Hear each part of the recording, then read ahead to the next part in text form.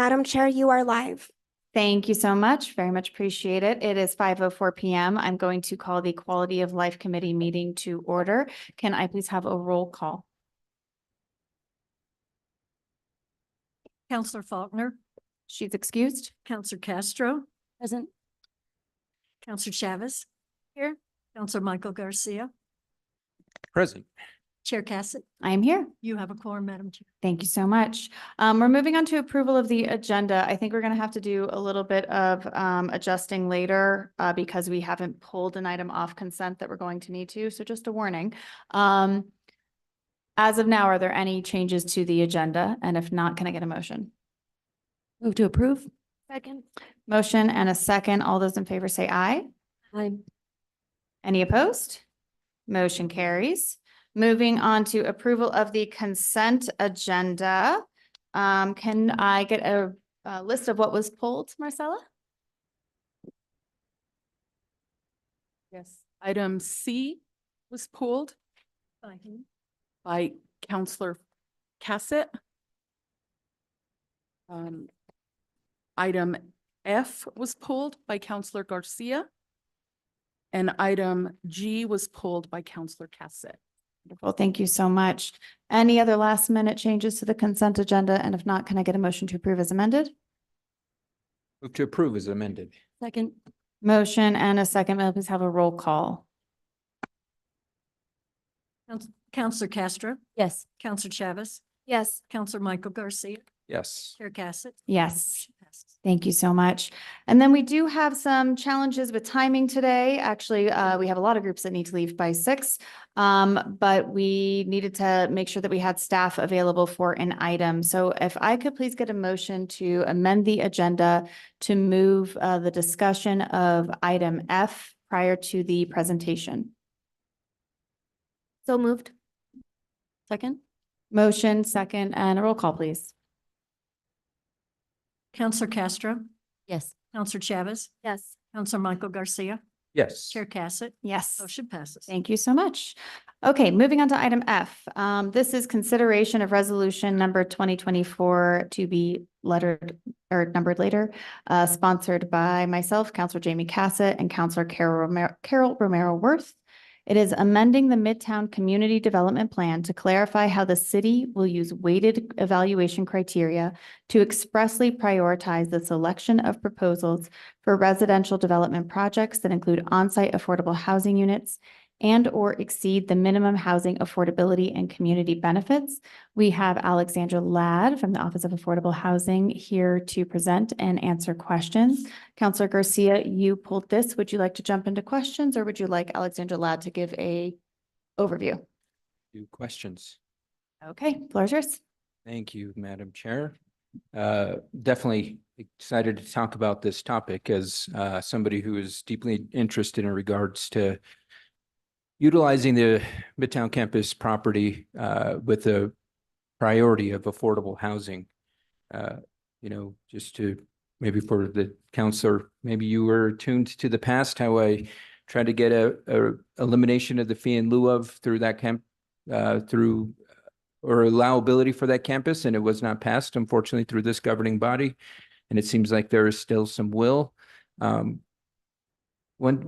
thing I do remember as part of that discussion is that we as city staff, or we as a city, will begin to keep an eye on the 30% threshold that's there. And so I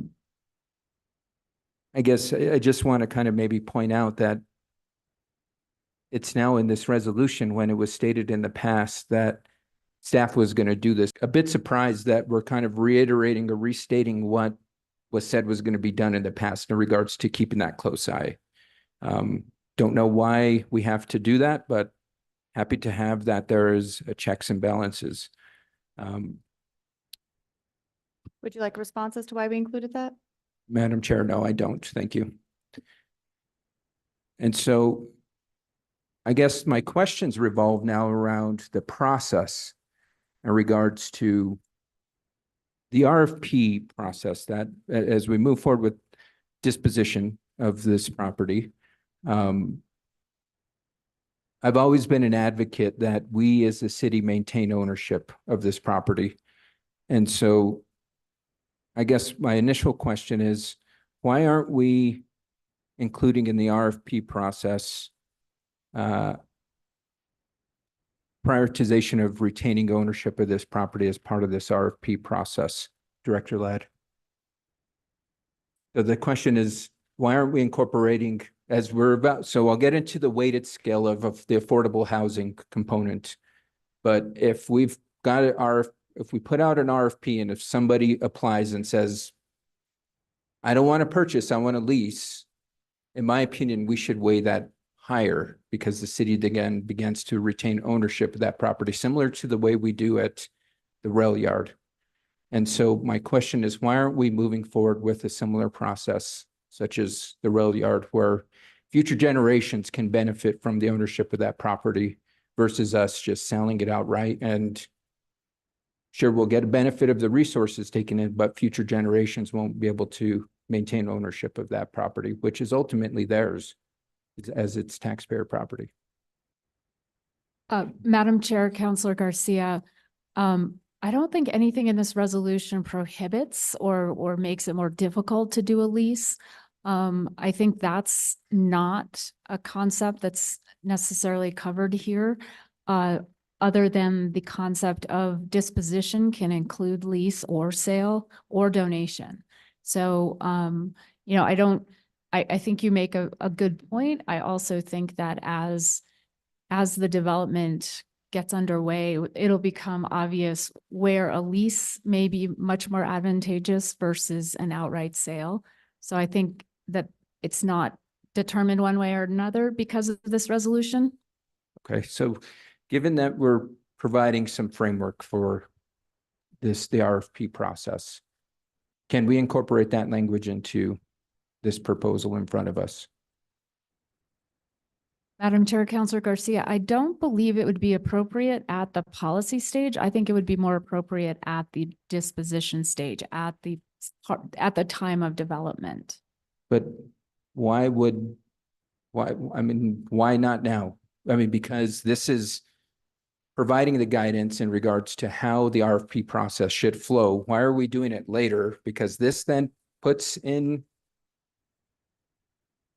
resolution format that this is the will of the governing body, and it becomes crystal clear that the governing body wants to have a weighted option in regards to if an applicant wants to lease versus purchase.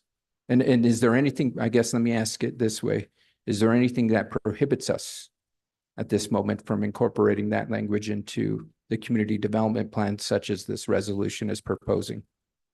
Madam Chair, Councilor Garcia, I would defer that question to the sponsors of the resolution. I think the intent of this resolution was to clarify how the community priorities that were expressed through the Midtown Engagement Partners process, how they would be valued in the disposition of the city-owned property when disposition encompasses donation, sale, or lease. I wonder if what you're suggesting maybe is a different resolution, because we're not really looking at the particulars of the RFP process beyond this idea of the weighted criteria. I mean, well, I'll defer to the sponsors. Okay, and I think ultimately there isn't anything that prohibits us from that, because not only is it addressing the kind of the criteria of the RFP, but this resolution also talks about keeping an eye on, keeping a track on that 30%, that magic number. So with that being said, I think that is something that should definitely be incorporated into the RFP. I'd be happy to carry forward another resolution, but I think this is a perfect opportunity to incorporate this language into the RFP framework that we're developing. It's the perfect time, and let the governing body have the discussion on this. And if the will of the governing body is to not move forward with that, then it's the will of the governing body. But I've heard from many community members in regards to, why are you selling the property outright? Why aren't we retaining ownership? And this allows for us to provide an avenue for the public to retain ownership, and it allows for us to say, well, if you want to submit to this RFP for this land disposition, you're going to be more likely to be accepted if you just want to lease it versus purchase it. So thank you for that clarification. So ultimately, I guess my question is, so let me ask this. I'm going back in time to when we had the Zia Station hearings. And there was a lot of concern from the community in regards to why aren't they developing the units versus paying the fee? And the response we had from the applicant was that it's not financially feasible for us to do that, so we're paying the fee.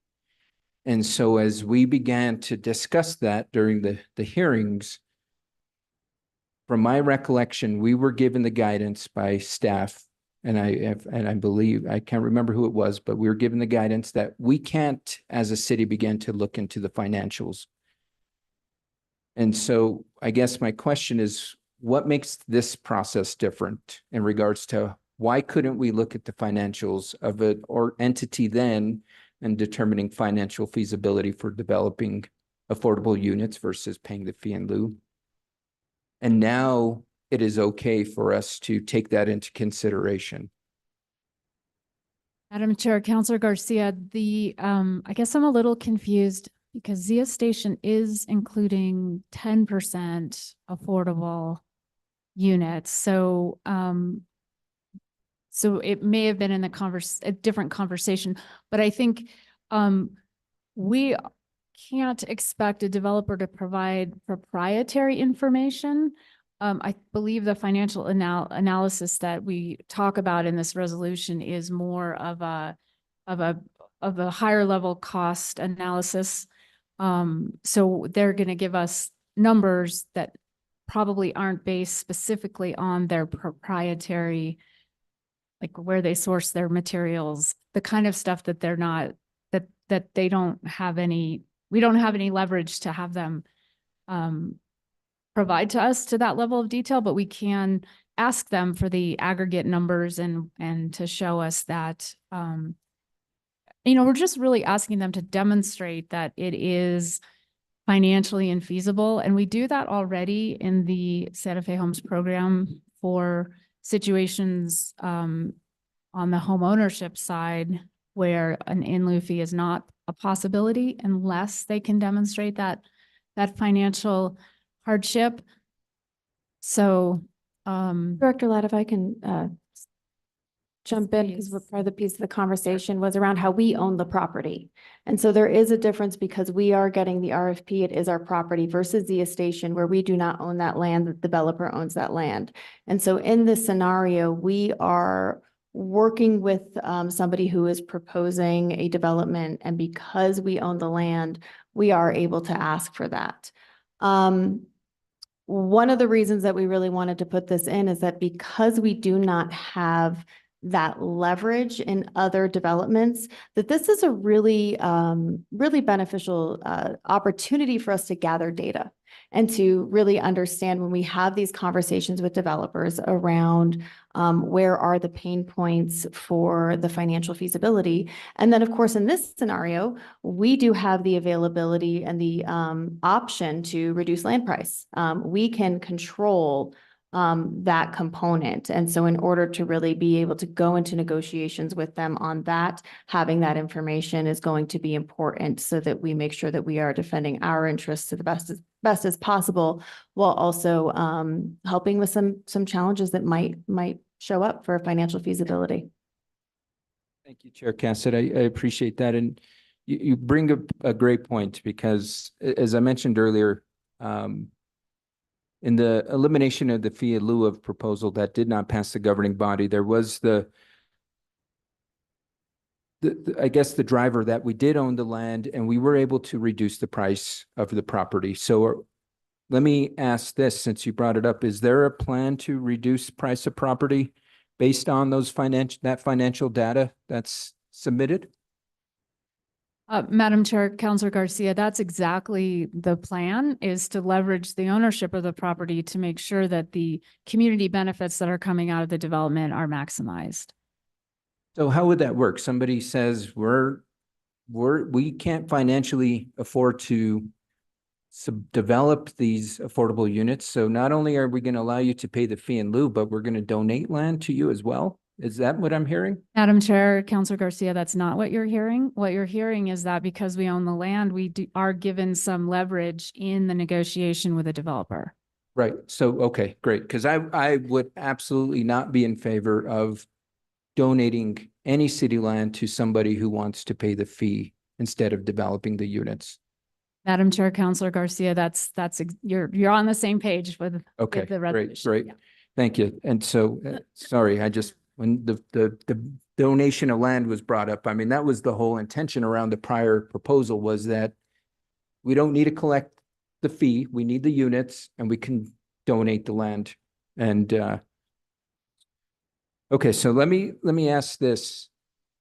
Who determines and what metrics or rubrics will decide the financial feasibility? I mean, who decides that? Because what I might think is financially feasible for some is not going to be for others. It all comes down to bottom line profit margins.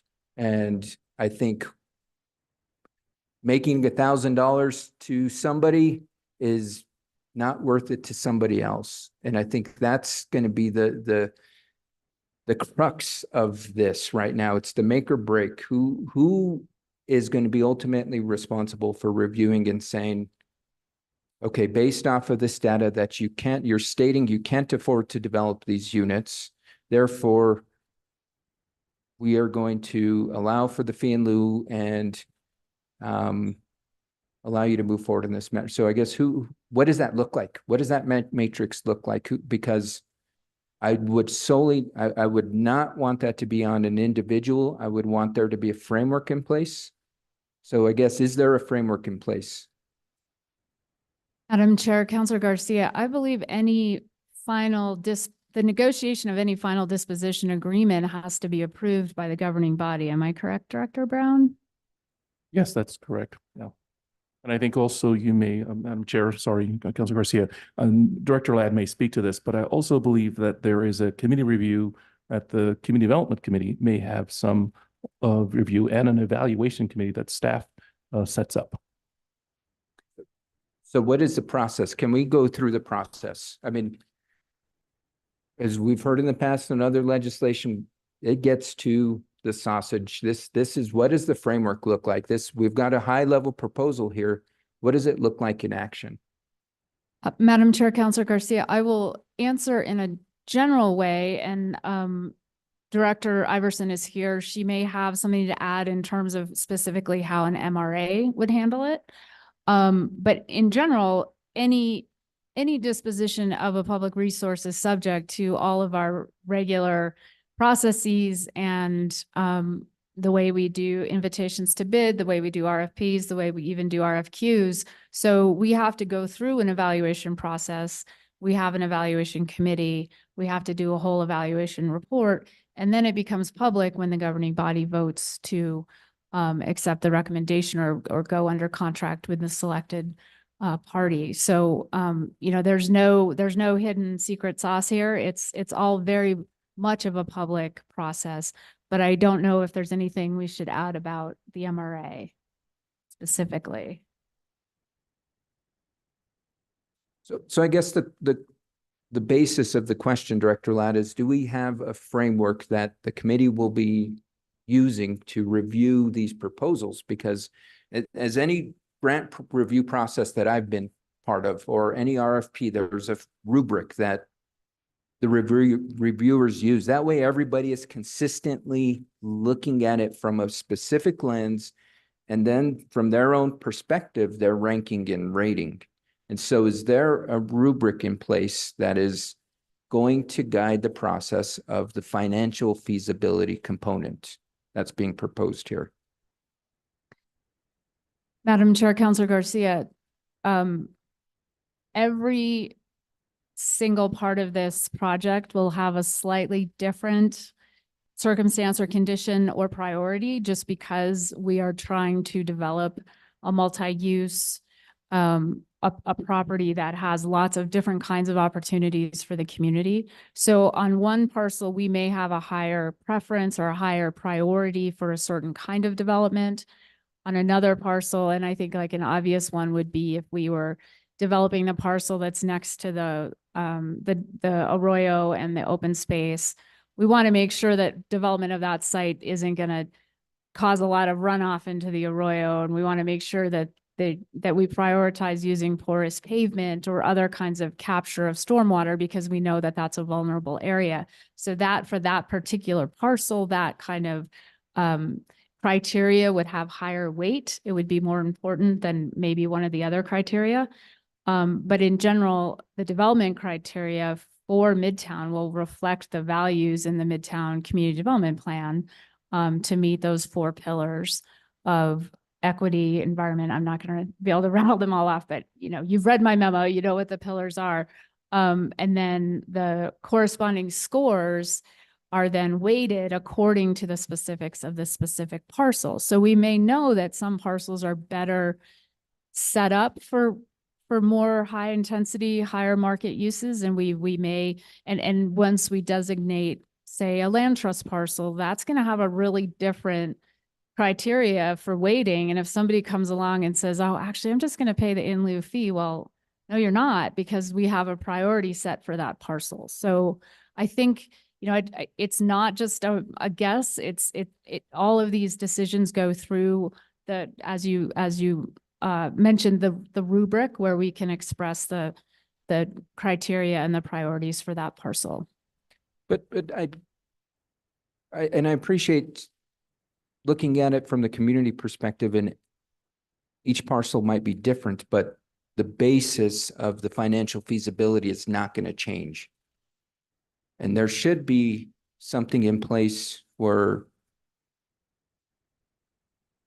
it is basically the form rubric, right? You've got the blueprint, and then based on the location, you can add additional components to it, but we shouldn't be changing the financial feasibility review, so to speak. I mean, that should be baked into that rubric. And then based off of each parcel can be different. Because this proposal is solely for housing, not for any of the other parcels. This is going to deal with, am I misunderstanding, or this is only housing, right? So this should be baked into that rubric process in regards to the financial feasibility, especially if we're allowing folks to pay the fee. Now, I think this is where, again, we've got to have the process. Councilor Garcia, I'm going to clarify, because I think that maybe some wires got crossed. And I imagine Director Iverson may be able to add more to this, but when we've been having these conversations with individuals in the development community, or really our affordable housing advocates have been the ones that I've had these conversations with, a lot of times the affordability, the feasibility is not, I'm sorry, the financial feasibility is not necessarily established by us.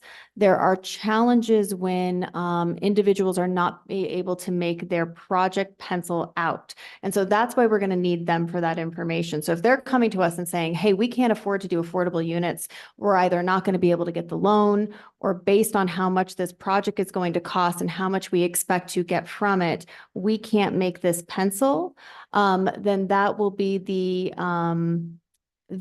point where they have to provide us that information to really prove to us that you're right, you can't make this pencil. You cannot pay your salaries or your wages to your staff. You're not able to get, or your contractors, you're not able to get the loan from the bank, because that's the feedback that we hear when people say it's not financially feasible. So we don't necessarily have a rubric, because we're not sure where they're going to say that pain point is. But we want that information, because if they are somebody that we're saying, hey, we'd like to work with you, either reducing price of land or, helping with infrastructure costs, whatever the case may be, and see if we can come to an agreement that would eventually make that pencil. I am not a developer, so I cannot speak to the exact words of this. I don't know if Director Iverson or Director Ladd, if you who've been working in this field more directly than I have, can provide any more clarification. You, Madam Chair, Councilman Garcia, there are metrics out there to understand what a developer's rate of return is on his project. There's internal rate of return, there's yield of cost. There's certain basic benchmarks out there that in my past I have had separate financial advisors help us review proposals to understand and make sure that the developer is making a rate of return, but not an excessive rate of return, and to evaluate that and negotiate that. Those benchmarks are always changing. They depend on certain market conditions. They depend on the interest rates. They depend on all of that. So I don't think it's appropriate to legislate it at a policy level, but I do think it is appropriate as we go through these negotiations and these projects come to you, that you ask for that information and that you see that we did our due diligence to prove that out on a case-by-case basis, because those metrics are dependent on so many different economic conditions that are time-specific. Thank you. I appreciate that. And I agree. But there are certain things that are consistent, right? Costs of materials, costs of labor, cost of land. Those are three main things that should be baked into this process. And I agree they changed, and that's why it needs to be asked, because this is going to be consistent in regards to asking each of these applicants. They know that these questions are going to be coming. And I think that's where my concerns are, is that we haven't got into the meat of it in regards to what a rubric would look like. Because it's absolutely has to be part of this process. I have not participated in my 20 years of reviewing grants, whether it be at the state, federal level, there's always a rubric guiding the reviewer's process. And this proposal does not have any framework to a rubric. It's got a high-level proposal, but it doesn't get into the meat of it. And that is what make or breaks the decision on how we determine the financial feasibility if a developer can actually develop the units, because it gets back to that penciling out. Because of the many conversations I had with developers around the elimination of fee in lieu of, most of it came down to the fluctuating prices of materials and land. Land had significantly gone up. And we took out the equation of the land, it penciled out for developers. And so I think this is where it's critical. We need to have that framework in place. And I think without having that framework in place, we're opening ourselves up to having a different rubric for each parcel, which is not fair and equitable for the developers. This has got to be a partnership as we're working to develop this property. And I think that's where, without that being incorporated in or baked into this process, or at least there wasn't even a mention of it in this resolution, I don't believe that there was going to be some type of matrix that ensures the financial feasibility is done on an equitable manner. That's why I asked who's going to be reviewing it, because if it comes down to human review, it's different, because what might be financially feasible for one is not going to be financially feasible for other, and a rubric allows for that clear and consistent review to be done. And so I'll ask the sponsors, why was that not part of this process? Counselor, I don't think you're understanding our purpose in terms of when the rubric comes in. The rubric is when we are putting forward this RFP and we are saying, go ahead and give us your proposals. These are the things that we're going to be weighting. By the way, if you say that you are going to want to do fee in lieu, you are going to have to show us why it's not financially feasible. And so at that point, as Director Iverson mentioned, there are standards in the field where they would have to come and show us why this doesn't pencil. And any smart developer would be including those items that they're going to need, because if they don't include the cost of labor, and we're going to say, hey, there's obviously this pencils out, they're going to want to show what their costs are, because that is going to be their place of negotiation with us. So that rubric is going to change. It might change on the size of the, not the rubric, the metrics that that the developers will be bringing to the table are going to change on, what's happening in the market. How much do they think that they would be able to rent, or, well, just rents, if they're doing a mix of market versus affordable? Are they doing a mix of the missing middle versus affordable? Are they doing all missing middle? So all of these pieces would potentially change, and it would be very unwise of a developer who is coming to us to say, hey, I'm not going to be able to afford this, to not actually include all of their costs. And I think that this is where it comes down to one, this is why we have staff that have expertise in this. This is why we will have the MRA that will have more expertise in this. But again, it will come to us. And so we will get to see these proposals. If they're saying this is not financially feasible, we'll be able to take a look and have that oversight. Again, I don't have that expertise, so we will be having to, have that conversation with staff. But if we see a big item missing, if they are proposing, now remember, this only happens if they're saying this isn't financially feasible, we want to do a fee in lieu. And there will be some parcels that we potentially, as we discussed before, we may not accept a fee in lieu. This is the overall prioritization. It does not necessarily mean that people will always have the option. We potentially will not be giving it to them, but we will be weighting these higher. I think it'll be important that we have these conversations with individuals, and when they come forward with a proposal, they may very well say, we'll be able to give you this much affordability if you give us the land for this. And that becomes, a conversation that we get to continue to have. But in terms of the RFP, we will not even be taking a look at their financial feasibility until they are telling us that they would like to do a fee in lieu, because it is not financially feasible. Thank you, Counselor. I appreciate the comments.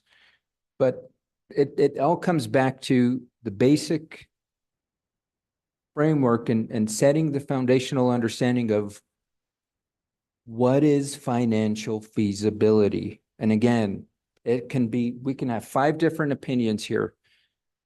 I'll go back to the resolution we adopted on the Las Estrellas property and the discussion we had on what is local, what defines local. And that's why we had to go to the drawing board and ultimately define what local was. And I think that's what I'm asking for, is for us to incorporate and adopt into this proposal something that defines what is financially feasible.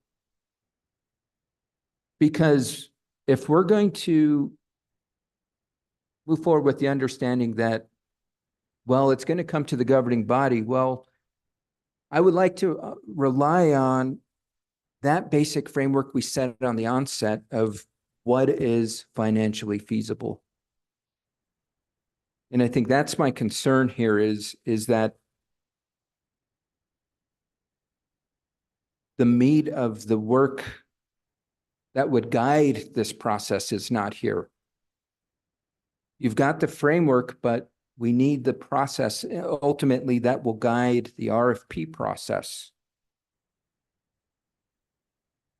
And I think that there, as I mentioned, there's 3 simple things we know we can set through financial feasibility: cost of labor, cost of materials, cost of land. Then we can bake in other things based off of the size of the property, the amenities that we need based off the community development plan.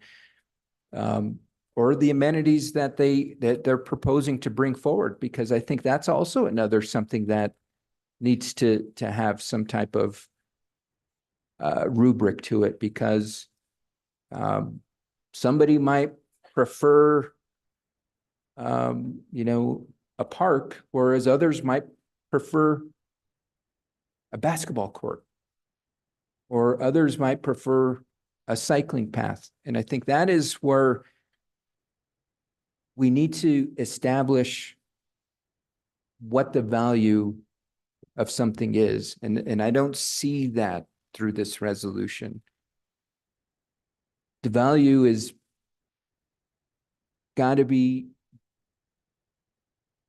set in stone in the sense it leads the process. The review, somebody's not going to be led askew to say, well, they're still going to make $100,000 on this project. Why can't they do it? Somebody said, well, it's not worth my time, energy, and effort.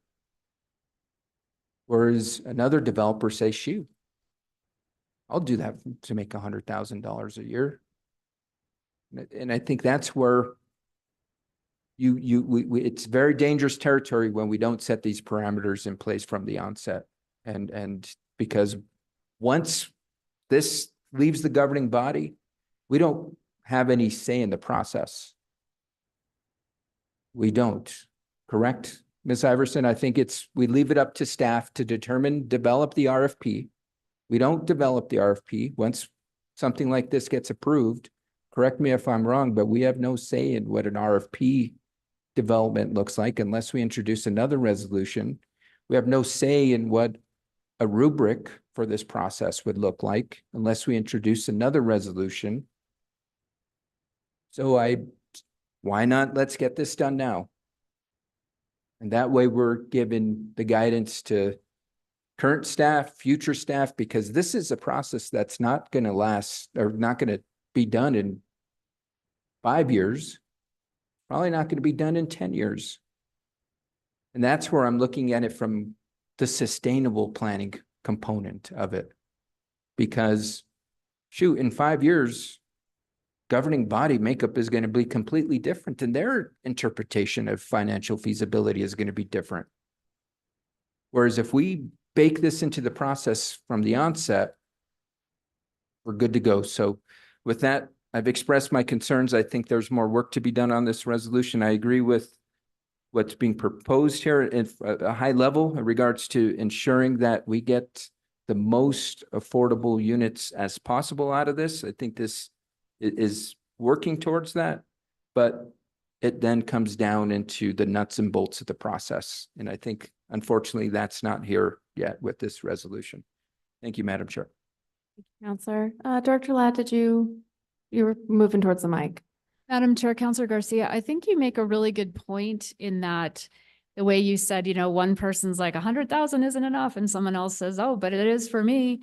That's the market speaking right there.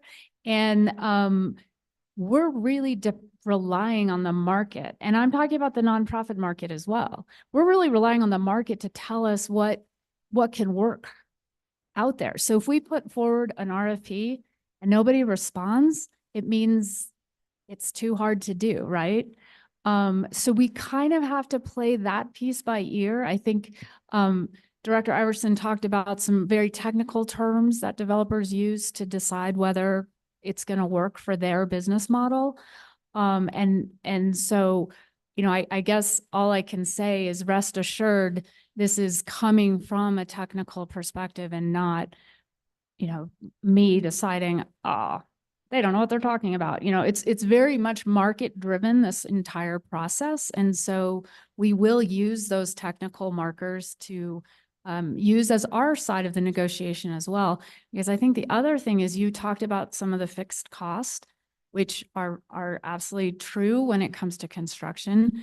But the part that's more, that means more almost, is how much revenue the project can generate so that it can pay for itself and be maintained and continue as a business, whether it's providing housing or office space or restaurant space or community space, it has to be able to, even all of our nonprofit service providers have to come up with money every year to pay for their operations. So I think that's the piece that's really hard to predict at this stage. I think that's why you're sort of hearing us like talk around it a little bit, because we just don't know what those factors look like yet. Madam Chair, if I may, and I appreciate it, Director Ladd, the comments, because there is a lot of the unknown, right? But we should have a process that helps us be guided through the unknown. And a process that is not going to keep our hands tied, so to speak, but a process that is going to provide a consistent guiding path. And I think that's where, from the administrative standpoint, I don't see it, because that's what's missing from this, is because whether it is us in the now, or we've got a group of young folks here that they're going to be guiding the process, let's leave the blueprint for them in regards to how we're expecting for this property to be developed. This is the process that we've been following, and not leave it so it's so rigid that it can't be adopted or changed, or kind of have a process to where it meets the needs of not only now, or meets the needs of the future, but provides that vision, right? And I think that's what I don't see there, is that the vision, the ultimate kind of foundation that is going to guide this process. Because, correct me if I'm wrong, Ms. Iverson, this is going to take over 10 years to develop this property. Might even take 20 years. I mean, how Rail Yard began in the early aughts. Now it's finally complete 20 years later. So I think this is where let's get this work done now. That way future generations are thanking us. Thank you for getting this done and not leaving us with a mess. And I'm not saying that's what's happening, but I would like for us to ensure that there's a solid framework that's part of the process as well. An equitable and fair process. So thank you, Madam Chair. Point of information. That's There's Castro. still the ability to, not in this committee, but in finance and in quality of life, to add friendly amendments. Is that true? Well, there's the opportunity to propose amendments. Whether or not they're friendly will be the decision of the sponsors. Correct. So we have 2 more committees where we can submit. I think it's only going to finance, does not go to Public Works. Oh, sorry, in governing body. Do we also have the opportunity? You do. So Mhm. finance, not here today, but in finance and in governing body, we can. Right, and if you had an amendment drafted today, but yes, we want them to be pre-drafted and in the packet so that we can see what is being. Perfect. Thank you. Of course. A couple things that I did just want to clarify. In terms of the vision, we have passed a very large vision in the community development plan, which this is specifically referencing, as that is the driver of Midtown. One of the challenges of Midtown is because it is such a large development that there are going to be multiple parcels. And that we understand, as Councilor Garcia rightly stated, that this will be developed over numerous years, is how do we continue to make sure we are moving towards the vision of Midtown that was defined by the Midtown Engagement Partners and the incredible community engagement that they did, knowing that the market is going to shift, knowing that there actually may be shifts in what happens in our community over the next 10 to 20 years, things that we cannot necessarily predict. The other component that hasn't been discussed, and I just want to make sure that it is called out, is that if there is a developer, I'll just read straight from the resolution. If a developer proposes not to construct inclusionary housing units on site, the developer shall submit the following in its proposal. 1, an economic analysis that clearly indicates the financial and feasibility of constructing the inclusionary units on site. And 2, An analysis that the proposed alternative will result in higher levels of housing affordability on another parcel at the Midtown site, or a development proposal that yields expanded community benefits as those benefits are described in the Midtown redevelopment plans. So again, there is a lot of this opportunity for, as Midtown starts to take shape, for the staff to be taking a look at the Midtown development plans. If we do have somebody that is coming and they are not proposing affordable sites at that site, they do still have to be contributing towards reaching that vision that has been laid out in the community development plan, as that really is that guiding policy document. And then, of course, the land development plan is essentially the the technical way of how we reach this through the development process. So I just wanted to make sure that that was brought up. Thank you. Any other questions or comments from members of the committee at this time, or Councilor Castro? Yes, very quickly. So I'm interested in possibly adding what is excessive rate of return. And so that, because it moves with the market, might be a better way of going about sort of limiting what kind of return some of these developers are getting on the parcels. I was actually a little confused on what it meant by community, sorry, I'm going back to the resolution, community benefits, and I looked on the community resources. I just want to confirm early childhood education, senior center, healthcare, all of these are laid out in the plan. Is that correct? And these are the kinds of things that we would be looking at. Yes, if you look at the larger community development plan, there were a number of community benefits that individuals were interested in. This also could include open space. If we recall, Midtown is, how many dollars in infrastructure do we need to put into this? I mean, Midtown is costing us a lot of money. And so, when we start to look at what are some of the areas that are not going to necessarily be financial, have a return, financial return, it might be open space. So if somebody's coming to the table and saying, hey, we're going to not build these affordable units, but we're going to build out your central plaza, that would be an example of them coming forward with a community benefit or childcare, healthcare, some areas for nonprofits. There's a number of them in that plan. Thank you. No more questions. Thank you. Any other questions or comments from the committee, or would my co-sponsor, Councilor Maraworth, do you have anything to say? And if not, then what are the wishes of the committee? Move to approve.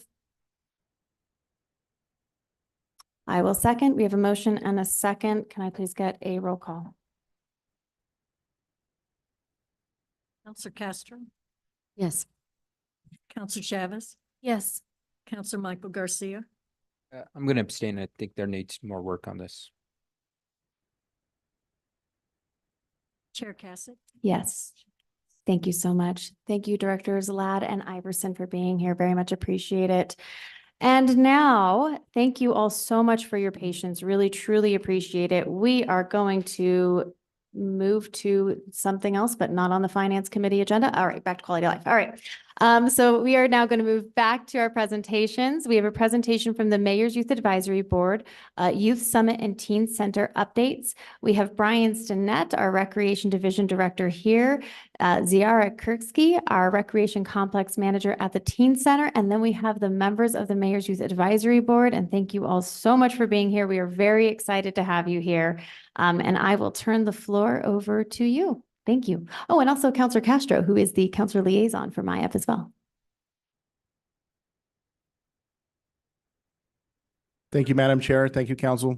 We will pull up the presentation now and we'll get started.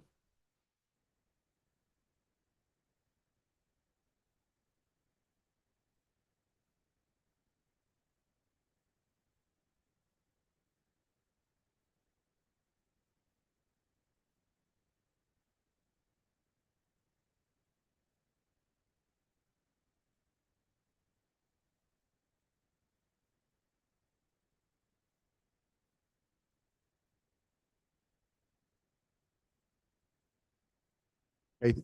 Thank you again, Madam Chair and Council. I'd like to introduce everybody that's here on behalf of MIAB and the Teen Center. Myself, Brian Stinnett, the Recreation Division Director, Ziara Kirksey, our Teen Center Manager, and then our MIAB board members that are here in attendance today. We have Charles Chapman, our Chair, Moksh Bhakta, our co-chair. Lucas Robbins, one of our members. Asenath cannot attend. Bodhi Lewis could not attend. Sorry, Asenath is here. Jack Elling, Amelia Bala, and Theodoro Sandoval. Then we have two new appointees that are also here, Elise Gutierrez and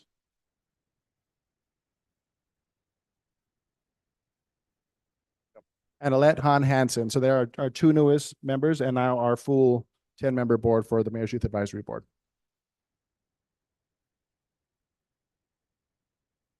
In October, we held a youth symposium and we had some host sites that hosted this symposium in the Santa Fe Rail Yards area. Gladom Contemporary, Santa Fe, Rail Yard offices, Mexico School for the Arts, and the Rail Yards Park. We had a 3-day event. Thursday was geared towards middle school age. So we invited all of the Santa Fe public schools and also private schools, charters in the Santa Fe area to attend. A list of those, I won't read them all out. Friday, we had high school attend and all of our local high schools in and out of Santa Fe. And Saturday was an open invitation for any of those that couldn't make it amongst their schools. We had Representative Tara Lujan also be a part of the discussion as we finished up Thursday and Friday. We also partnered with CAN and Molly Parsons to gather the information for the symposium. Our topics were chosen and decided upon by our board members. They each came to us with an idea of which project they would like to talk about, which affect youth in Santa Fe. Community resources and planning was one, social media and bullying, healthy eating and late choices for teens, employment and career readiness, regional access to healthcare, and behavioral health and substance abuse. So they held discussions off of these 6 topics that are affecting youth in Santa Fe today. I will invite our members to kind of give a synopsis of the topic that they chose and also what they gathered from the youth at the symposium. So Jack and Theodore coming up.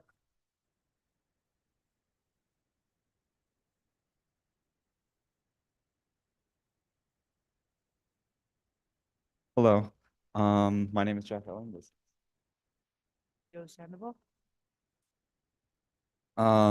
Our topic revolved around community resources and health. The middle school students mostly wanted more public transportation. They thought it was unsafe and they wanted routes for teens or maybe a bus, but routes seems more realistic in the short run.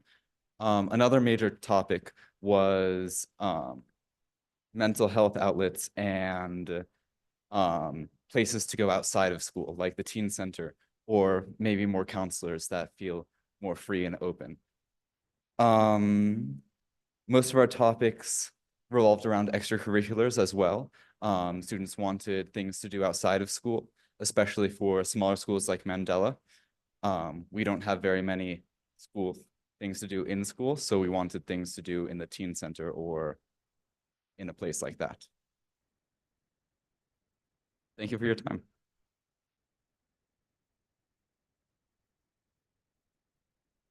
Move on to social media and bullying as Bodhi is in today, and I'll summarize that at the end here. Okay. So my topic focused on social media and cyberbullying specifically, but also bullying in general, because that is obviously a very relevant topic to today's youth and just everyone in today's society. So I asked many questions about bullying and who has experienced bullying and just overall social media use. The vast majority of the teens that we talked with are using social media, various kinds, Instagram, TikTok, somewhere on Facebook, Snapchat, and they reported varying results. Like some of them have experienced more positive content, whereas some have experienced more negative content. And we discussed sort of when they see more positive versus when they see more negative. But the vast majority, I think, I don't remember, but I'm pretty sure it was around 75% reported either being bullied online or being close to someone who has been bullied online. And sorry, I pushed the button. That is a very high number. And that is something that I feel like we should really focus on. And some of the ideas that our discussion generated for addressing this issue are big buddy programs, whether they're run at the teen center or in schools, or just info sessions for like parents to learn how to support their teens as they go through these troubles. So that was, yeah, that's sort of what we talked about in our discussion.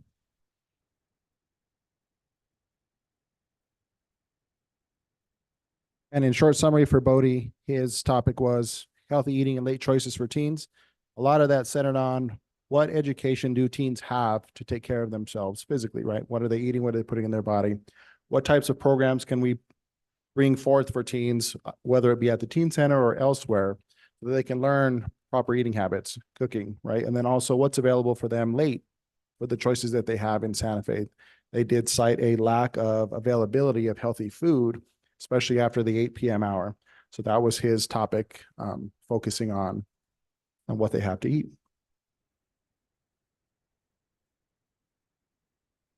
We have employment and career readiness with Lucas.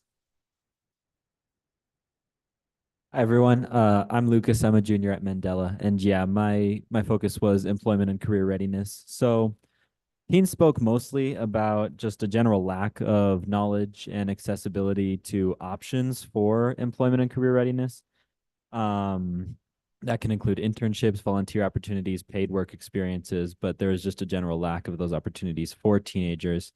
And the opportunities that are present, a lot of teenagers felt like they weren't advertised well enough, or they were maybe had confusing applications, all that type of stuff. Teenagers also mentioned that it's best when programming is presented to them in school hours, because if we, for example, job fairs and stuff like that, outside of school hours, it can be hard for students to just attend. And they mentioned it's a whole lot easier to just meet them where they're at. And so with that information, I started a employment and career readiness subcommittee under MIAB. We had a successful first meeting, and yeah, we're looking forward to working on this issue, hopefully in conjunction with the city, with the public schools, all you guys. So thank you.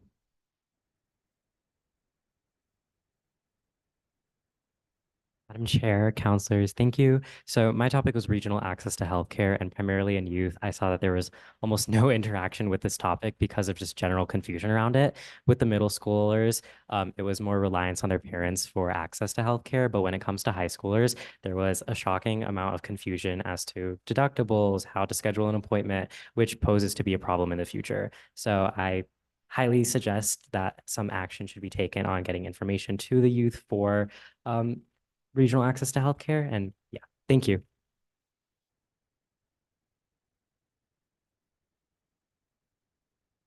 Hello. Thank you, council members, for having us. My name is Asana Ultaras, and my subject was behavioral health and substance abuse. This is something that I personally experienced and also saw throughout my years in high school. Our conversation was it was a moment of vulnerability for all the students there present. And what we really talked about was why. And it breaks my heart hearing those responses, but in the end, it really was that a lot of students don't have someone in their life that they can seek out when they are going through tough times. And it's also just difficult with going to school and having your authority figure there, whether it be teacher or all that, not understand that sometimes you have a rough day and we can't help that. And so we got a lot of responses, and I look forward to planning out how we can support step by step students in Santa Fe. So thank you.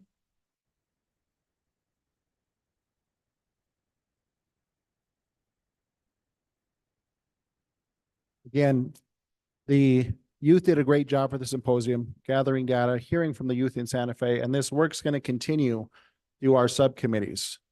After this symposium completed, our previous 2 meetings, they were able to form 4 subcommittees right now that they've begun work on. The Teen Center Steering Committee, a lot of the topics that they're finding information about, they want the Teen Center to be the hub to address some of these things. Some of the education, some of the courses, some of the things that teens need in Santa Fe, the vehicle would be through the Teen Center with MyAb sponsoring it. Community engagement and volunteerism is another one that came up. Teen employment, they had their first subcommittee meeting, trying to find a centralized place where they can work with community partners and businesses that are hiring teen-specific type positions, right? How do they get teens to find them? How do they get them to apply? Do they help with resume? All of these things that youth are having a hard time trying to find jobs. And then college prep and summer credit is another one that's gearing up to get off the floor. That was our symposium in a nutshell, some of the work that we're looking to start getting involved with MyAb, with their direction and their hard work. So we're excited to do those things. And I'll turn over our Teen Center update to Ziara Kirksey. Madam Chair, counselors, thank you guys for having me. I'm going to give you guys a little bit of an update of our Teen Center, the hours, programming, and highlights. So we actually expanded our hours in January, which has been successful. And of course, it gives us, we're able to help and, accommodate more teens. We're actually getting ready to expand them more for the summer program. That's going to be coming up. Our current hours right now are Tuesdays and Thursdays from 4 to 8, Wednesdays and Fridays from 12 to 8, and Saturdays from 10 till 6. We're hoping for summer we can go ahead and do 8 a.m. to 8 p.m. and Saturdays 10 to 6 as well. So some of our programming that we have incorporated and have added into the Teen Center per our teens' request. We have a suggestion box. We have been doing surveys trying to see what types of programs that the teens actually want to see in the Teen Center. And so our programming has been actually developed through from what they want, excuse me. So we have our esports that's going on, which is basically just different gaming activities that they have going on where they're learning how to play games, and these games that they're learning how to play, they actually can eventually make money off of, which is their own little business ventures if they choose. If not, they're actually just kind of working and playing in tournaments, and they're actually playing in tournaments that they actually can make money off of too as well. If they win in the event that they win, and they're actually working in teams. So we have that going on. We started up our poetry writing workshops, which is more of like a therapy art, where they're allowed to have their self-expression. They're creating art and being able to express themselves in certain ways that they wouldn't be able to do vocally. And that has been a great turnout so far. Our teens are really enjoying that, and they're actually saying that they're feeling relieved when they're coming out of that. We have our financial literacy courses that are actually coming up this month. We're working with Del Norte Credit Union, who actually came yesterday and started it off, getting them to understand banking in a way, financial. And that was actually a good hit too as well. The teens really, they sat there, they talked to them, they understood what is going to be coming up. We're hoping to do some financial literacy courses at least 2 or 3 times a month with them. We actually have yoga that's going on, another sense of just kind of self-care and therapy as well for them. We started our coding and video game development, which they're actually learning how to build their own video games. And that has also been a good hit. They really enjoy it, and they've been having fun with that too as well. And then we have our tutoring and our mentorship programs that we are that's been running from the beginning, and will continue to go on. And that also has been the teens we've been getting more and more teens in those programs too as well. So some of our Teen Center highlights that we have, we started our family nights starting in December. From December up until now, we've every month, we've actually gained more and more participants, more and more families. And we hope that we can only see it's going to continue on as we go. The teens are enjoying it. The families are enjoying it. They're monthly. They get free food. They get to hang out with their families. We have resources that are coming in for families too as well when they're there. and they get to just experience and make memories. We did had our grocery giveaway in November where we were able to give out 200 grocery bags for the families located in the South Side area. And we actually ended up having a lot more than what we expected, and it was a good turnout. We collaborated with Western Sky, and they were able to give them 200 gift cards as well, $15 gift cards for them to be able to purchase their own turkeys. The next highlight that we had was our New Mexico United Giving Tree. We had the New Mexico United Somos Unidos Foundation come out, and they gave all of our teens soccer balls. They gave all of our teens bikes for the holidays, as well as they signed and had a soccer clinic with them where they all got to hang out and just kind of play with the soccer players, play some soccer, and just have fun. And that was one of our highlights that the teens want to come back. And then just our partnerships. We've been literally just trying to network all throughout the city of Santa Fe. I have been, pushing and just getting out there, working with Santa Fe Public Schools, the community, Santa Fe Community Educators Network, the Communities in Schools, Gerard's House, the Del Norte Credit Union, Youth Works. We've just been trying to make sure that we understand it takes a village, and all of us working together is how we're going to make it work. I can't do it alone. We can't do it alone. So just making sure that we create those networks and those partnerships. And they have really all been welcoming. They've all came in. They've all provided programming, workshops, training for my staff, all of the above. So they've been very, very helpful. And then another highlight that we had was our senior center holiday visit. We went to the senior center. Our teens actually created some holiday cards for the seniors, and they got to actually go and take a field trip over there and personally hand them out to the seniors. And it was amazing. You guys will get to see some pictures. The teens went in, they were all scared at first, and it was like they had never, been, a lot of them had never been there, but they were so shy at first, and we're like, go talk to them. They're human, it's fine. But afterwards, when they did it, they were like, oh my gosh, they're going to be, if they didn't get a gift for Christmas, or if they're not getting a card, they're going to be happy because we made them. And I'm like, absolutely. That was the whole purpose. So we're hoping to do a lot more of that for the summer, going and hanging out with the seniors and letting them get the knowledge, so that way they understand the circle of life and everything that's going on. So that's something we can hope to continue to do. We have now been open for 113 days. We have 651 teens that are registered into our database. And out of those 651 teens and 113 days open, we have served 4,533 teens. Oh, great highlights. And here's some of our pictures.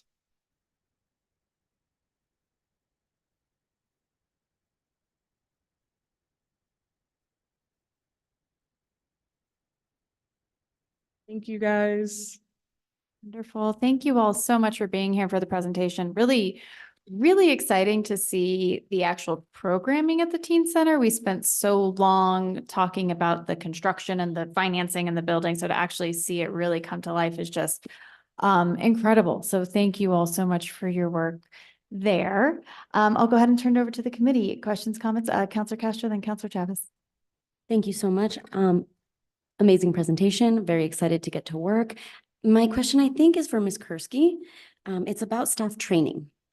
So would you talk to me a little bit more? You said some folks came in to train. Are we doing trauma-informed anything? How are we dealing with crisis? Since we have heard that mental health is such a big issue. Yes, so we have had the Sky Center come in and actually do a suicide awareness training on my staff. We have worked with also Solace to come in and do essay training too as well. Trauma informed, I've been trying, and also with Gerard's House, we're going to be doing a grief 101 training. I also have, we're actually going to have all of our staff trained in mental health awareness starting next week, actually. So just along the lines of like trauma, behavioral, any of those courses, I have been just reaching out to the different organizations that are here in Santa Fe and just scheduling them, getting them done. We're actually going to do another suicide awareness training, which is with Yellow Ribbon, just so that way, because we are going to do that for the teens too as well. So I want to make sure that my staff know what the training is before we give it to the teens. So just doubling up, repetition, making sure that we are reaching out to all the different organizations that are actually dealing with it on hand. Perfect. Thank you so much. And I just wanted to elevate that because it's so important and I encourage us to continue to do that. Thank you. No further questions. Thank you. Thank you so much, Counselor. Counselor Chavez. Thank you. Great presentation. Thanks for being here. In regards to mental health services, what are we doing at the Teen Center to make that accessible to teens? So currently, we are in the process of getting a behavioral health program stationed there. We have been in contact with the youth and family service or the youth and family services here with the city.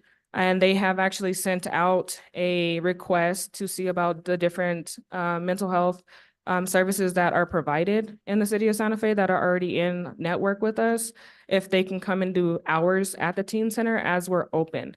We're kind of coming into some roadblocks because of the hours of when we're open with the Teen Center, so it makes it a little bit hard to schedule those times.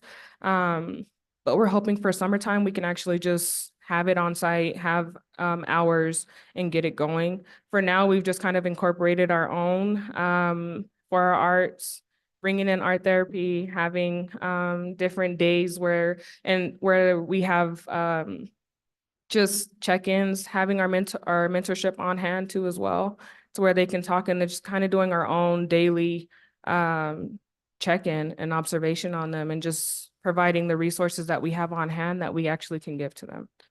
And this is a suggestion, I feel like, now that there's 651 teens that have come through the Teen Center, revisiting the symposium topics with the community that's been built in the Teen Center would be really helpful to offer information, because I think that it's a very well-established, diverse group that's going there for many different reasons who could benefit just from the conversation, like doing roundtable talks, providing them a safe space to have structured conversations with one another with the topic at hand.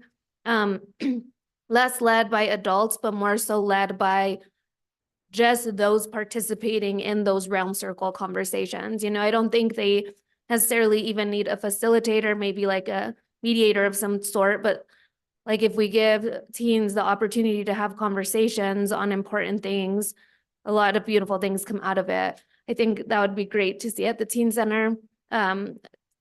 The work that comes out of things like the symposium, I think should be something that we, continue to loop, kind of cycle through and expose the teens, diverse teens to those same topics to see what else, or how the diverse needs of Santa Fe really look amongst our teens.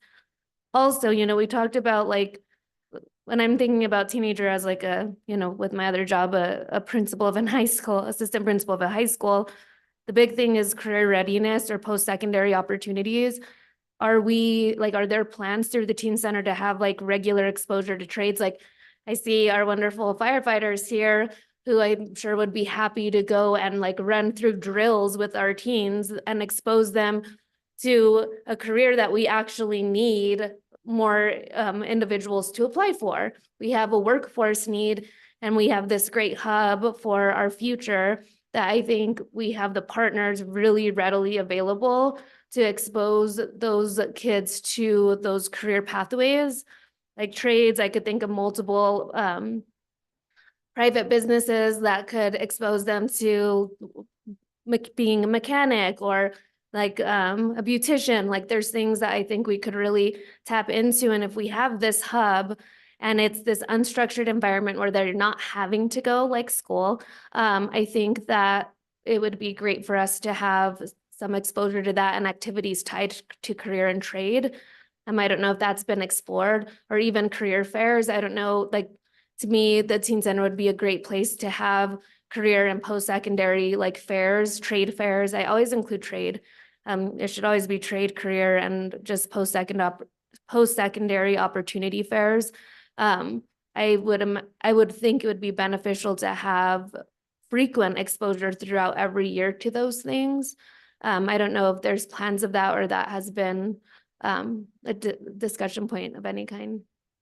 Absolutely. Madam Chair, counselors, that is actually, that is a part of our plan, our yearly plan, and it's also why our teen subcommittees that we have for the teen center as well, that's a part of the discussions. That is something that was brought up at the youth symposium, as well as the podcast. That was actually brought up too as well at the youth symposium in one of the classrooms that I was in. And that was something that they said that they wanted to have a free space to get their, just to let it out and just to get it off their chest and to be able to speak up and to be able to say and feel like they're not going to be reprimanded or, you know, in trouble for saying or doing anything.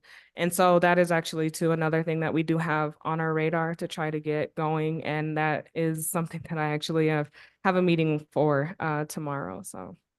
Yeah, there's a lot of opportunity there. So I always say like, it's amazing when we have these safety nets that really can catch those in need and offer like opportunities. Schools, I always say is one of those safety nets, but now we have this center that is that safety net. And I just want us to kind of take every opportunity possible to catch as many teens that may be in need. So thank you. If I may, Counselor, I'll ask Lucas Robbins to come up. He's the one that's spearheading the subcommittee for employment and career readiness.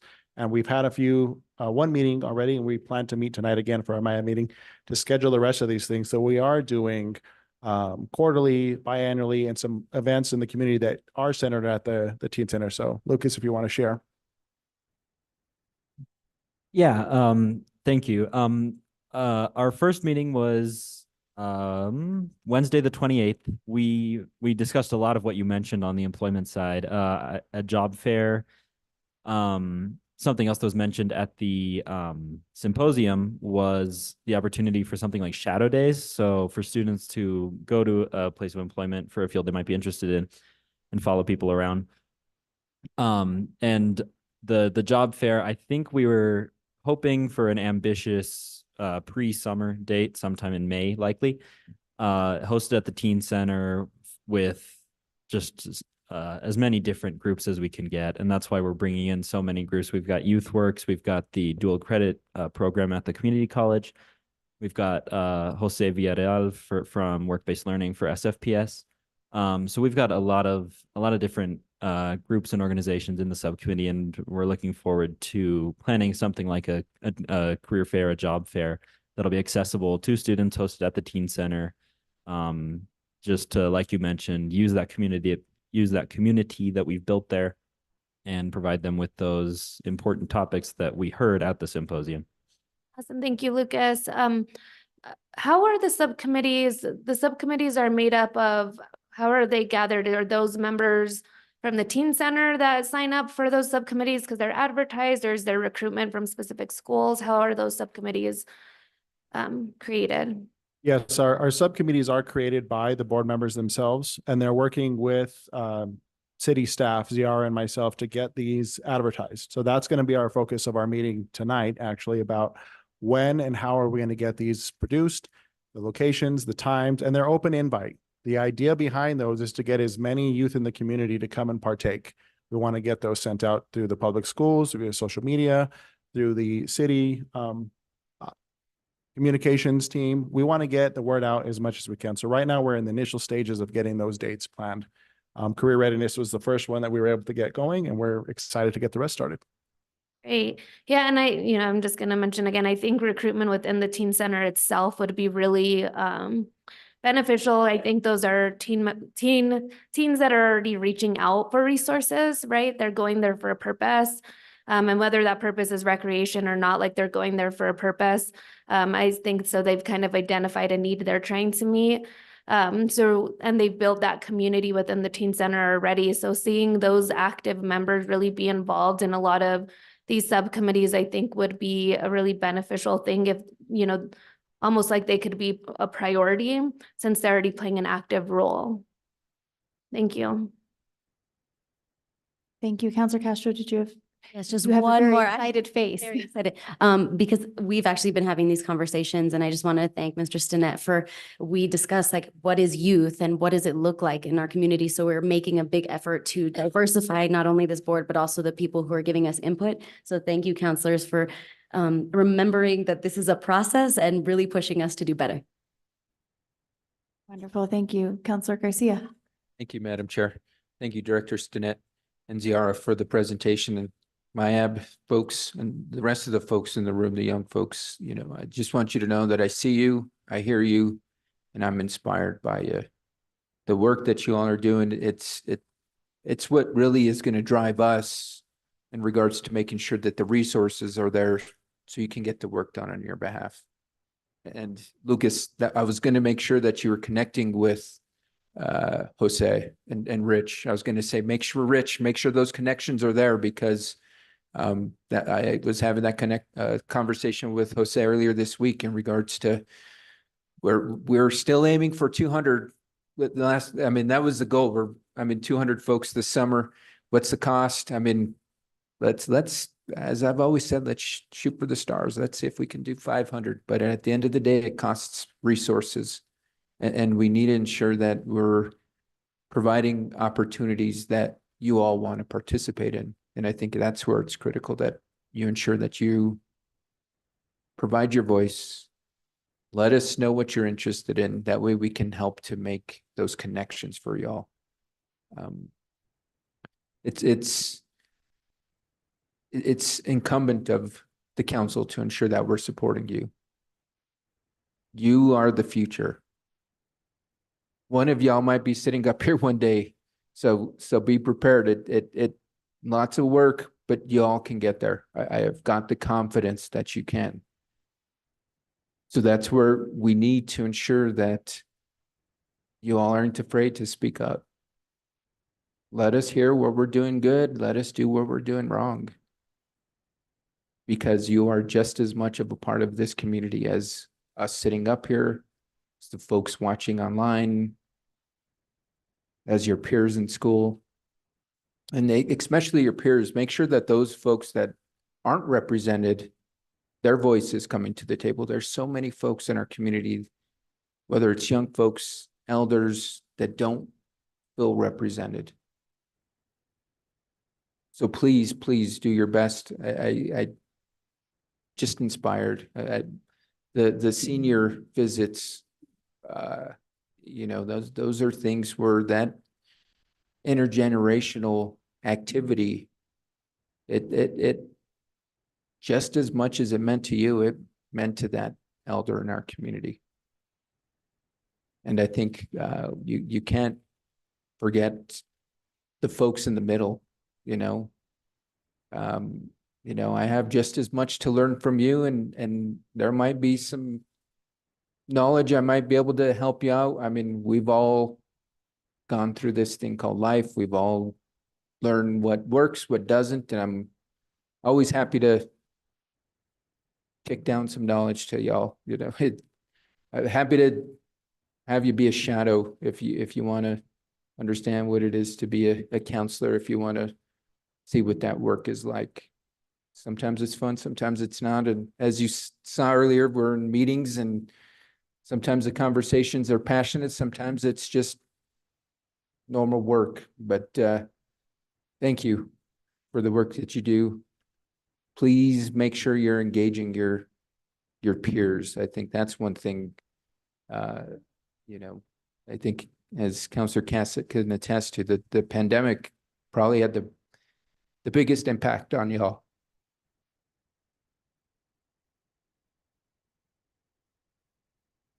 So thank you. Thank you for keeping that torch moving forward. Thank you, Madam Chair. Thank you, Counselor. Counselor Chavez. I'm sorry, I have one more question. I know that there were conversations before or early on when the teen center was opening with Santa Fe Public Schools and a possible collaboration in regards to transportation. Those conversations continue, or did that happen? Just curious. So we're excited to continue those conversations now, as we're also working on our own internal transportation as well. So we're finding within recreation and community service budget to get the teen center what it needs in terms of transportation. So we're excited to say that we have 2 vans coming up. We have enough to take care of a summer program to get them to and from field trips and around town for the things that they're going to be able to experience. So that is something that we are excited to continue with, to get with the public schools as well, to get them from after school to the teen center and vice versa. That's awesome. Great news. Thank you. Wonderful, Counselor. And thank you all so much. I know that you have a meeting coming, so I will be extremely brief. Director Sinet, this might be for you, but I'm just hearing so many crossovers between, different departments that we want to be bringing these issues to. So, conversation with transit around what do youth transportation needs look like, as well as, of course, OED as we talk about the job opportunities. I don't know if anyone wants to be lifeguards. We could use some of those over the summer. We have a good training program. So just wanted to throw that out there. But just yeah, exactly. Just wanted to talk about that interconnectivity within the city departments and how we might be able to support. And if you all have any of you MIAB members have any comments about how you've been able to interact with the city and what that's been looking like for you, or Director Sinet. Yes, I wanted to have the chance to say that the Youth Symposium report is almost through its final edit. So we'll be getting those out to everybody. That's going to go all the information that we gathered. And then how that comes out will be how we follow up for some of the subcommittees. But to answer your question, Madam Chair, was recreation specifically and community services has a lot of these positions that are geared towards youth, lifeguards, youth programs, teen center staff, things like that. So they are collaborating with us and getting these advertised. And we're also looking to do some hiring events over at the teen center. We're also going out to Santa Fe Public Schools and the private schools, charters, and we're also recruiting for these in conjunction with MIAB. So these are all things that we're trying to connect city departments, community health and safety specifically for these age type jobs. And we're seeing success with that. The work-based learning program has been amazing for us. We've had 3 interns that are applying for summer jobs through that program with the city, which has been fantastic. One of them is a lifeguard, just since you mentioned that. But our youth programs, I mean, they're great opportunities for them to learn. We also were working with New Mexico Workforce Solutions. We've got 2 apprentices that are working with us now, young age. I think one's 19, one's 18. They're also learning about jobs within the city. So they've been a good resource for us too. So we're casting as wide a net as we can to help teens in this area. Wonderful. Thank you so much. I will let you all go. I could keep you here all night, but you have a meeting to get to, and you obviously are doing really incredible work. So thank you all so much for being here. Thank you for your dedication to our community. Thank you to both of you for making the Teen Center really the reality come to fruition. It's been a long process to really see this. It's incredible. So we will hopefully see you guys again soon. Thanks so much. Thank you all. All right, rolling right along. Back to the consent agenda, we are moving to item C. This is request for approval of amendment number 2 to collective bargaining agreement between the City of Santa Fe and the Santa Fe Firefighters Association, International Association of Firefighters, Local 2059. Article 370, pay plan salary increases due to class and compensation implementation. We have Chief Moya here. We have Aiden Lopez, the IAFF union president, and some other members of our fire department. I primarily pulled this because we did want the opportunity to really elevate what is happening here. And I did want to give the leadership of the union as well as the department an opportunity to discuss. So I will hand it over to you. Thank you.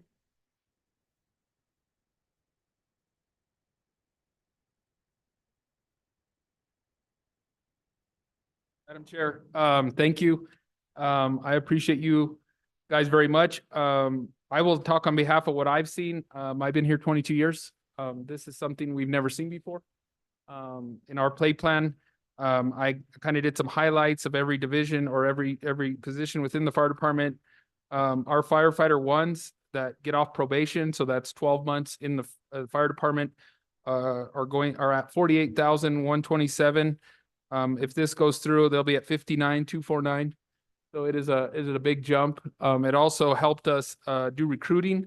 So our entry-level probationary firefighters that start at day one, they're averaging around about 38,000. So that will give me some legwork to increase the staffing of my new employees and making sure we can recruit and be competitive in the market. And this just across the board has improved my recruitment efforts, my retention efforts. I have captains with 20 years now saying they'll stay. So that is something that I didn't think I could say 2 years ago or a year ago.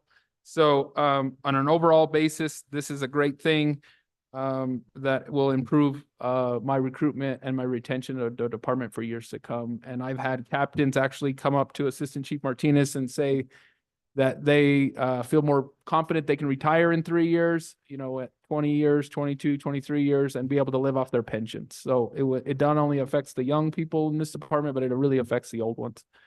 So that's just some highlights of what this is doing for us. So I appreciate it. I really want to give Director Salazar some help, some kudos to this. She's helped me out. You know, the class and comp has worked, and we've worked diligently over the last month and a half to really get this agreement between the city and the local 2059 to where we are today. So I'll let him say a few words if you want me to.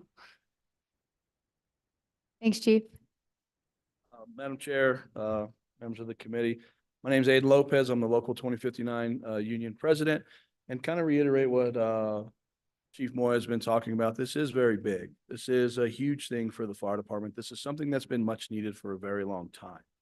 That being said, you know, it's great that we can kind of look on the outside of things and look at other departments and kind of see where their priorities and stuff are, and then kind of try to implement that within the fire department with us. And I'll say it, you know, I've said it all the time. I'll say it again. Santa Fe Fire Department is a one-off department. Okay. We're a tier 1 system, and we do a lot with what we have within the city. And then looking at this and being able to look at the numbers and kind of how everything was projected coming back to us, it's great. By all means, it is great, but you can also see where other people prioritize based off of other departments.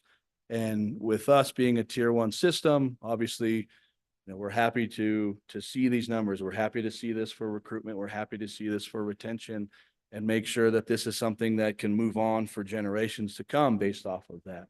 But it's still, you know, we're excited to still kind of come to the table and kind of chat about specific things that we have our own issues from within on this side, to make sure that individuals aren't left behind based off of this class and comp from what other parties from around the state are kind of pulling from. So like I said, this is a very good thing, and this is great. But we still want to make sure that the city of Santa Fe Fire Department is going to be number 1, and that we, you know, provide the best service for everyone within the city. So there's a couple places that we can tweak based off of this, but heck, overall, we are very ecstatic. I'm hearing stories of firefighters saying, hey, you know, so we have a 3-check system. We have a small, medium, and large. And individuals that are receiving checks when rent is due, when mortgages are due, on that small check, like these guys are they're able to breathe, and they're able to say, hey man, you know, we appreciate you. This is something that we're not going to have to think twice about going and grabbing food because we landed on a small check. So this is huge based off of that. And it's great hearing the stories of individuals that this is actually going to help. We can't wait to see this implemented, and we appreciate you guys' hard work. We appreciate getting this done. Wonderful. Thank you so much, Aiden. Questions, comments from members of the committee? Counselor Chavez? Thank you. My question is, so to me, this is very positive, but it definitely sounds like a start, and there's still work to be done. So I would like to hear, and you know, if possible, what you're hearing from your staff and your departments of what would be enough to take care of recruitment and retention, and, you know, help them feel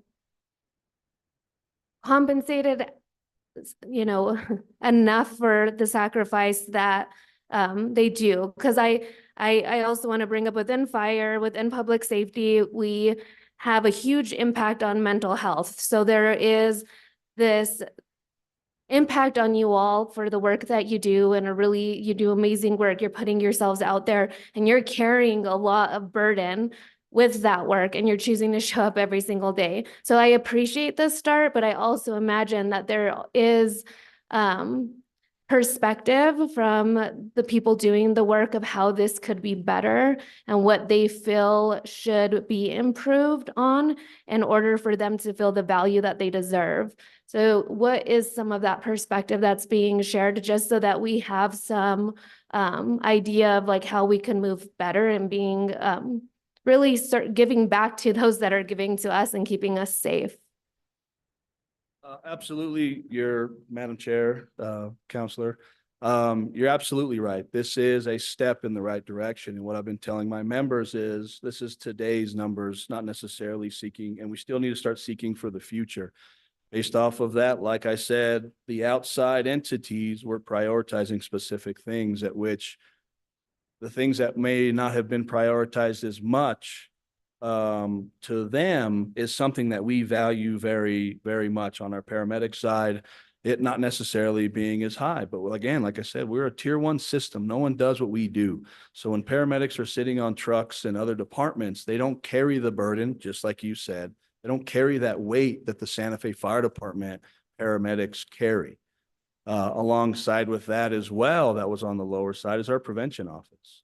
A lot of other entities within that we were looking at, they rely heavily on the state fire marshal and their office to do a lot of stuff that they're doing. So, like I said, where Santa Fe ultimately has come above and beyond this, and this is a great thing by all means, but this thing may have just kind of overlooked a certain percentage of individuals that need to also see some sort of increase on that side of it. And me, along with the fire chief as well, we're trying to bridge that gap as well. But again, this is still something that's very positive. This is something that, we do plan on attacking, not necessarily attacking, working together to try to make sure that this is remedied. And I'll say it a lot, like our medics do a lot. I was a medic for 11 years, and it was rough. It was hard work at times and many times. In our prevention division, they do a lot. They do pick up more than other prevention officers and other prevention divisions within the state. And like I said, like I said before, we see where everyone prioritizes, but we also still need to speak as a community and see where we prioritize these individuals as well. This is where we stand apart, and this is where we'll try to make sure that we bridge that gap as well. Thank you. And I would love to be, support any way I can. I think it's really difficult within any department when like sub-departments are overlooked, and it's really hard even for leadership and just overall morale. And so that it does something to value, and they have a great value because they're contributing in very important ways. But I think it also creates certain tension and morale issues, and those can be huge factors in regards to recruitment and retention, right? And so it is essential that we're looking at the big picture, because they all play a very important part in making sure that we are building our public safety so it's fully staffed and able to be responsive, and the individuals that are fulfilling that role are happy in what they're doing. So yeah, I think there's more work to be done. I'm excited that there's going to be continued conversations to advocate for that. And I don't know, you look like you wanted to say something else. Did you? Madam Chair, Councilor Chavez, I appreciate you bringing that up, because it is something that we're looking forward to doing. And as all this stuff was going through, this is a step in the right direction, and we will, make sure we're trying to take care of absolutely everyone based off of that. Morale's huge whenever it comes to anything, especially whenever you're trying to put a price on someone's position. I can see that there could be some issues based off of that, but that doesn't mean that we're not going to be trying to look at tomorrow and make sure that we're moving forward to be, like I said, the very best fire department that we have in the state. So I appreciate you. I appreciate what you're saying. Well, I appreciate it. And thank you for your continued work in doing that. I can't say it enough. We need to value the individuals that value us, despite the impact that it has on them. I can't say that enough in regards to public health or public safety. What you all take home with you to keep us safe is so significant that like we really can't put a price on it, but if we are, it better be a good one. So thank you for everything you do. I appreciate it. Thank you, Counselor. Counselor Garcia? Thank you, Madam Chair. Just quick comment. Well, question first. I'm kind of following up on Counselor Chavez's question and comments. Are there any major gaps? Anything that we need to be working on more? I mean, we hope with the class and comp, everything is going to be coming out equitable, fair for everybody, but you know, it's not always the way it flows with a process like this. And so I guess let me ask the question, where can we begin to immediately do better based off of this proposal? Madam Chair, Councilor Garcia, I think this is a step in the right direction. This was what the third party asked us to do. Now we go into the details. Now I go to the table with the help of Director Salazar, and I go to the table with the local 2059 and we say, okay, now let's work on the little pieces that we didn't really feel like was there. So I think that is where we're at. This kind of fixed a lot of stuff, especially on the lower end. It really fixed a lot. I mean, it really brought people up to, I had cadets in the academy on food stamps. Like that will really change what we do. We should not have somebody that is going to the academy have to go even ask for that. So I think we have just found some little tweaks that this did not affect because this is a class and comp of what their current positions are. But we can always say now these smaller groups, what can we do to help these smaller groups improve and especially aim towards getting better? I think that is what we would do as me as the leadership team on the fire department, and then with the president behind me, we go to the table and we try to work out those little tweaks to start the process moving in the right direction. Okay, thank you, Chief. And Aiden, same question to you, just because sometimes a union can speak differently than staff. So where are the gaps? Madam Chair, Councilor Garcia. So as of right now, what we're seeing the most gaps would be the paramedics and the prevention office. Like I said, it'd be to reiterate where the city ultimately shines based off of that. Where other cities may not have what we have and that we deem it appropriate. So it's going to be in that area on that side. The lower guys, they're going to get a good fix. They're going to get a good bump. But, like I said, this is something that obviously is happening today, and we better be ready for the county. We better be ready for our surrounding departments to look at this and say, okay, now we're going to start going. So this is unfortunately a battle that we're going to be going over back and forth often. But that's where I will say that the shortcomings had hit on this side, and where I'm at. Okay, no, I appreciate you being frank and honest. I think that allows us to understand where we begin to work towards, right? And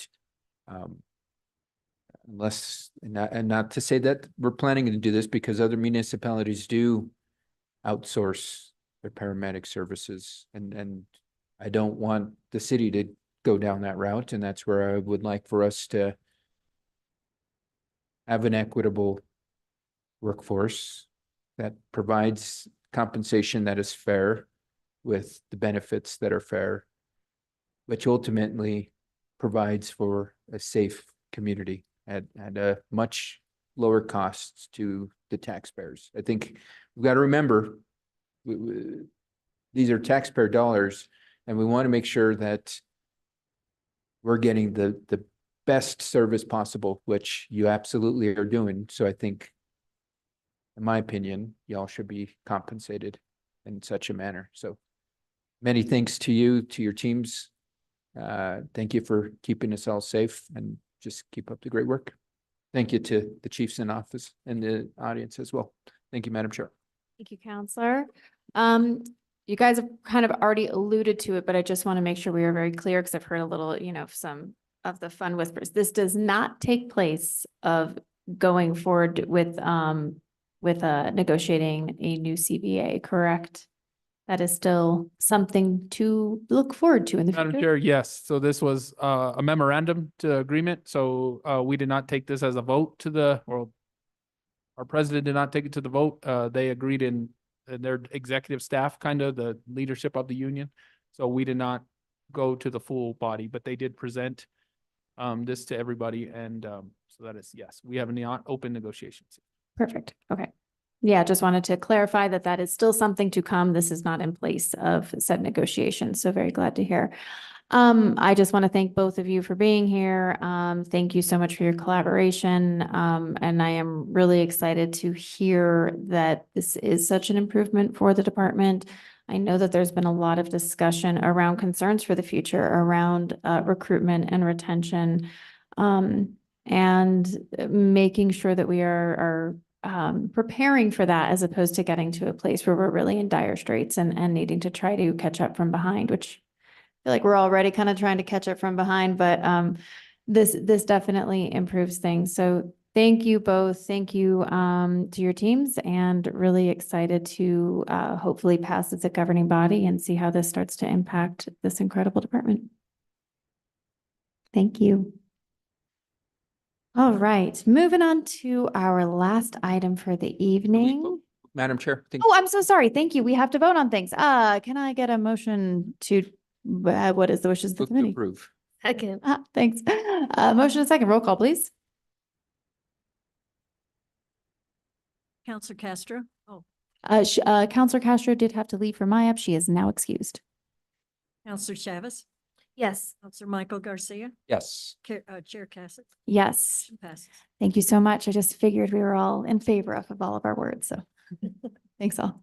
Okay, now moving on to our last item of the evening. This is item G, consideration of resolution number 2024 to be numbered later, sponsored by Mayor Alan Weber. This is adopting an updated pay plan for the city of Santa Fe. We have Director Salazar here to present. Thank you so much for being here.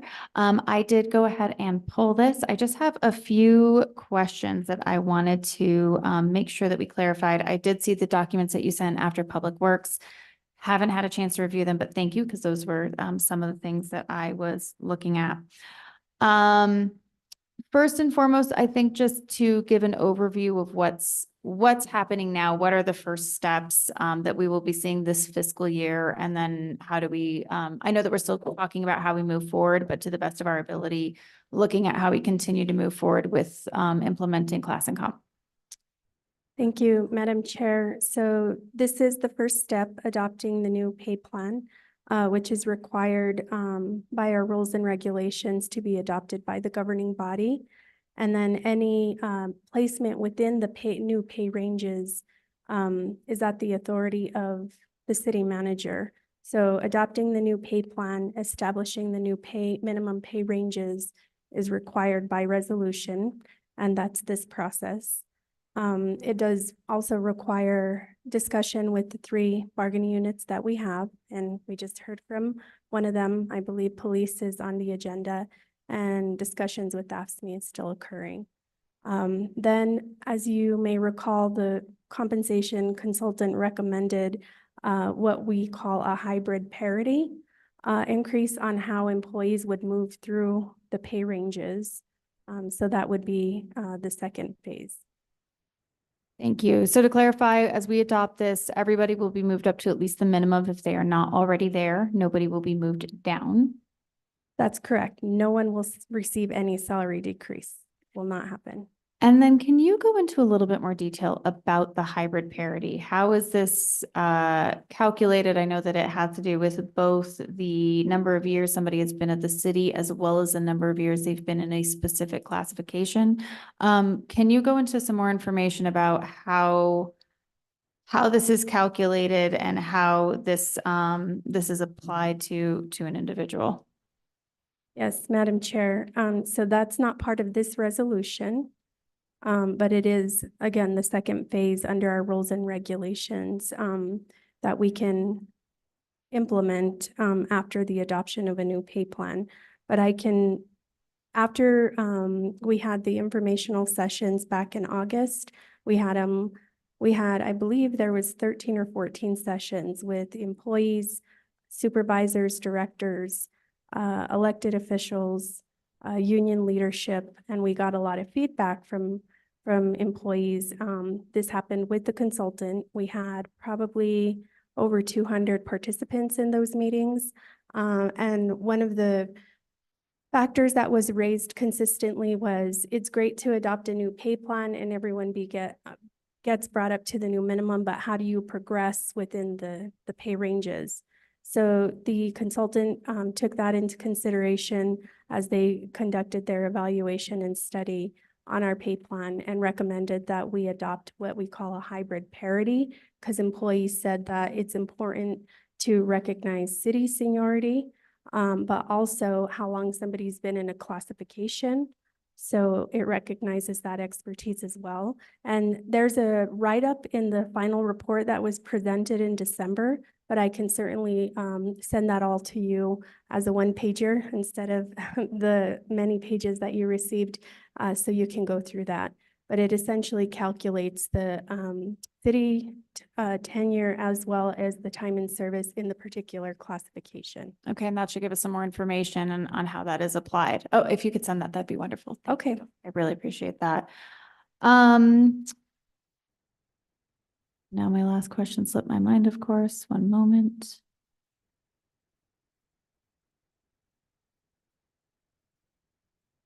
Well, I'm forgetting what I wanted to ask. I'm sure I will remember in just a moment. So for the time, any other questions or comments from other members of the committee? I know you all got to see this. Move to approve. Second. We have a motion and a second. I'll remember my question at finance, and can I get a roll call? Counselor Chavez, Yes. Counselor Michael Garcia, Yes. Chair Cassidy. Yes. Thank you so much. Thank you so much for being here, Director Salazar. Thank you. Moving on to matters from staff. Over to you. Thank you, Madam Chair and members of the committee. Just a couple of announcements. The Fire versus Police basketball game fundraiser for the flag football will take place on March 23rd. Oh, I mean basketball game.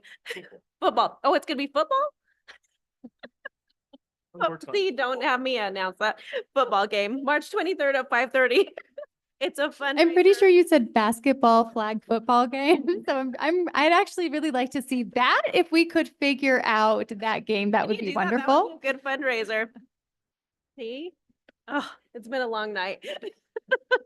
5:30 at Capitol High School, March 23rd, some game, some fundraiser to help support youth scholarships. So please look to attend that. Interfaith Shelter is happy to announce they're going to be kicking off their mobile hygiene services March 18th. So we're really pleased to hear that that's going to be starting soon, and more to come on that.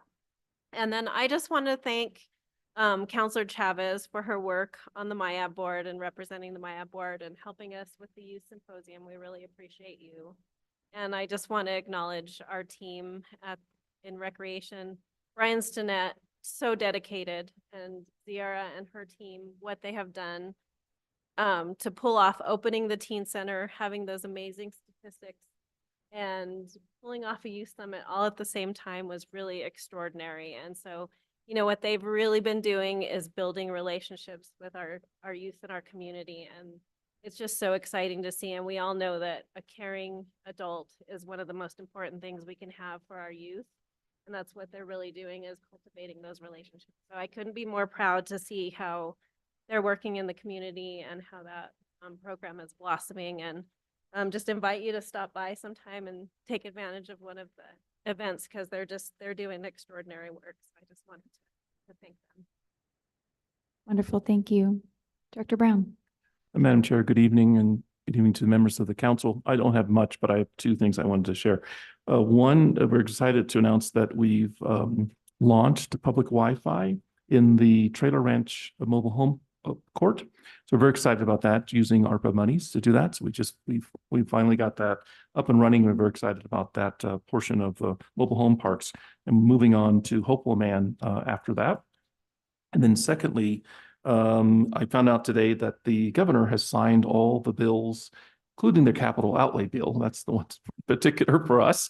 But she signed those bills, which were about $18.1 million in capital outlay. So me and the rest of our staff here are very excited about putting that money into use. So that was the two things I wanted to share. Wonderful. Thank you so much. And any matters over here?